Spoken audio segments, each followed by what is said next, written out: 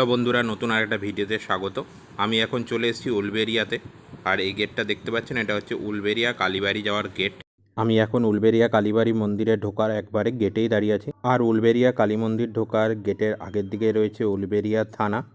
তো এই যে গেটটা দেখতে পাচ্ছেন সামনে দিয়ে, আর এই রোডটা দিয়ে আমি আসলাম, এই পাশ থেকে আমি এসেছি। আর মন্দিরের আগের দিকে রয়েছে এটা পার্কিং এরিয়া। এই দেখুন, এটা বাইক রাখার জায়গা এবং সাইকেলও রাখতে পারবেন, যা নিয়ে আসবেন আপনি তাই রাখতে পারবেন এখানে। আর এই যে আগের দিকে রয়েছে মন্দির। তো আমি এটাকে জানতাম উলবেড়িয়ার কালীবাড়ি মন্দির নামে, কিন্তু এই মন্দিরটার আসল নাম হলো শ্রী শ্রী আনন্দময়ী কালীমাতা মন্দির, মন্দিরটির আসল নাম। তো এই রাস্তা দিয়ে আমি এসেছি। তো চলুন মন্দিরে ঢোকার আগে একটু গঙ্গার পাড় দিয়ে ঘুরে আসি, তারপরে আমি মন্দিরে প্রবেশ করব। উলবেড়িয়া স্টেশন থেকে আনন্দময়ী কালীমাতা মন্দিরের দূরত্ব 3.5 কিলোমিটারের মতন। আপনাদের ওই আসতে টাইম লাগবে 15 মিনিটের মতন। 15 মিনিটের মধ্যে আপনারা এই মন্দিরে পৌঁছে যেতে পারবেন। আর আপনারা চাইলে ফুলেশ্বর স্টেশন থেকেও আসতে পারেন। আর চলুন এবার আমি গঙ্গার পাড়ের দিকে যাচ্ছি। তো চলুন, চলে এসেছি গঙ্গার পাড়ে। এখানে যারা মন্দিরে পুজো দেবেন তারা স্নান করছেন। এখানে স্নান করে তারপরে মন্দিরে পুজো দেবেন। আর গঙ্গা স্নান তো সবসময় পূর্ণ, তাই অনেকে এমনি গঙ্গাতে স্নান করতে আসেন। আর এই যে এই পাশে রয়েছে মন্দির। 9টি পিলার বিশিষ্ট এই নবরত্ন মন্দিরটি তৈরি হয়েছিল 1327 খ্রিস্টাব্দের 17ই বৈশাখ। আর উলবেড়িয়ার কালীবাড়ি মন্দির খুবই জাগ্রত একটি মন্দির। আর এই মন্দিরে আসলে আপনারা মন্দির দর্শনের সঙ্গে সঙ্গে এই মনোরম গঙ্গার দৃশ্য উপভোগ করতে পারবেন।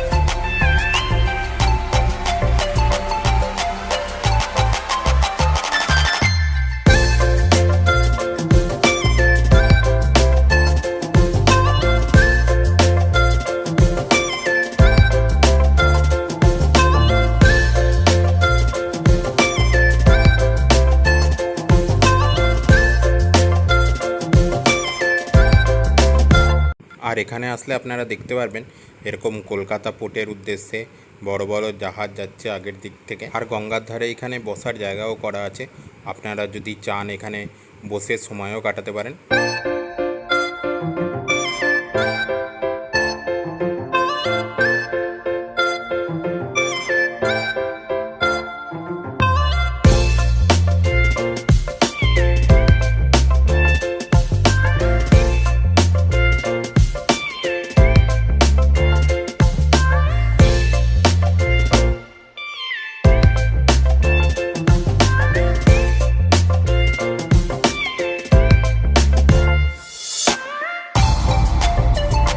আর এইখানে আসলে গঙ্গার ধারে আপনারা ছোটোখাটো খাবারের দোকানও পেয়ে যাবেন।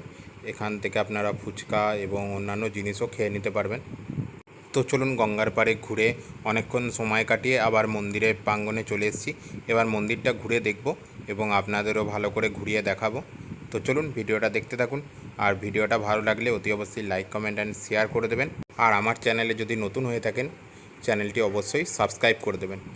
এখন যেই মন্দিরটা আপনারা দেখতে পাচ্ছেন, এই মন্দিরটি 1918 খ্রিস্টাব্দে সংস্কার হয়ে নতুনভাবে হয়েছিল।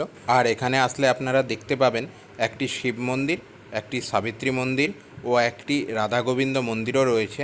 অবিনাশ চন্দ্র মহাশয় 1920 খ্রিস্টাব্দে এই শিব মন্দিরটি প্রতিষ্ঠা করেছিল। দারিক কোহেল নামে এক মহাশয় 1921 খ্রিস্টাব্দে রাধা গোবিন্দ মন্দিরটি প্রতিষ্ঠা করেছিল। আর এখন আমি আছি দুর্গা মন্দিরের আগের দিকে। এই দুর্গা মন্দিরে কিন্তু প্রত্যেক বছর দুর্গাপুজো হয়। এবছরও দুর্গাপূজার এই যে আয়োজন শুরু হয়ে গেছে, ঠাকুর প্রস্তুতি শুরু হয়ে গেছে, দেখতেই পাচ্ছেন আপনারা। আর এই যে সেই মন্দির, একটি শিব মন্দির, একটি সাবিত্রী মন্দির, একটি রাধা গোবিন্দর মন্দির। আর 1923 খ্রিস্টাব্দে উলবেড়িয়ার বাসিন্দা কালাচন্দ্র মহাশয় এই সাবিত্রী মন্দিরটা প্রতিষ্ঠা করেছিল। এই মন্দিরে দোলযাত্রা, রাস উৎসব, রথযাত্রা, শিবরাত্রি, দুর্গাপূজা, কালী পূজা এবং অন্যান্য বাঙালিদের যে সমস্ত অনুষ্ঠান রয়েছে সব কিছুই মোটামুটি পালন করা হয় খুবই ধুমধামের সহিত। এবং এই মন্দিরে বৈশাখ মাসে প্রতিষ্ঠা দিবস হিসেবেও একটি পুজোর আয়োজন করা হয়ে থাকে। আর রাস উৎসবের সময় এখানে 1 মাস যাবৎ মেলাও বসে, তখন আপনারা এই মেলা দেখতে আসতে পারেন। তখন এইখানে প্রচুর জাঁকজমক করে পুজো পার্বণও করা হয়। আর কিছুদিন পরে দুর্গাপুজো, আর দেখছেন এখানে দুর্গাপূজার প্রস্তুতিও চলছে। তো আপনারা দুর্গাপূজার সময় এসেও এখানে ঘুরে যেতে পারেন। মন্দির দর্শন, দুর্গাপূজা দেখা ও সঙ্গে গঙ্গা দর্শনও হয়ে যাবে। আর এটা কিন্তু কালী মন্দির, তবুও এখানে কিন্তু কোনো বলি হয় না। আর মন্দিরটি সকাল 6টা থেকে রাত্রি 9টা পর্যন্ত খোলা থাকে। আপনারা যখন ইচ্ছে আসতে পারেন, কোনো অসুবিধা নেই। আর কলকাতা থেকেও এই মন্দিরটি কিন্তু খুব সামনেই অবস্থিত, মাত্র 44 কিলোমিটার দূরত্বে। এবং এখানে আসতে আপনারা যদি বাই কারে আসেন সময় লাগবে 1 ঘন্টা 15 মিনিট, এবং যদি ট্রেনে আসেন তাহলে হাওড়া স্টেশন থেকে উলবেড়িয়াগামী যে কোনো ট্রেন আপনারা ধরে নিতে পারেন। অনেক ট্রেন আছে, Mecheda, Uluberia local, Panskura local, Medinipur, Kharagpur local, যে কোনো একটি লোকাল ধরে এখানে অতি সহজেই চলে আসতে পারেন। আপনাদের প্রথমেই বলেছি উলবেড়িয়া স্টেশন থেকে কতক্ষণ লাগে, কী বৃত্তান্ত, এবং এখানে গাড়ি করে আসলে গাড়ি পার্কিংয়েরও সুন্দর ব্যবস্থা রয়েছে। আর এখানে কিন্তু সব দিনই প্রচুর ভক্ত সমাগম হয়, দেখতেই পাচ্ছেন এখন 12:30 বাজতে যায়, এখনও প্রচুর মানুষজন পুজো দিচ্ছে মন্দিরে। তো চলুন, এই উলবেড়িয়া কালীবাড়ি মন্দিরের ভিডিওটা এই পর্যন্তই। আবার পরের ভিডিওতে দেখা হচ্ছে। আজকের মতো টাটা। আর এই ভিডিওটা ভালো লাগলে আপনারা অতি অবশ্যই লাইক, কমেন্ট এন্ড শেয়ার করে দেবেন। আর আমার চ্যানেল নতুন হলে চ্যানেলটিকে একটু সাবস্ক্রাইব করে দিন।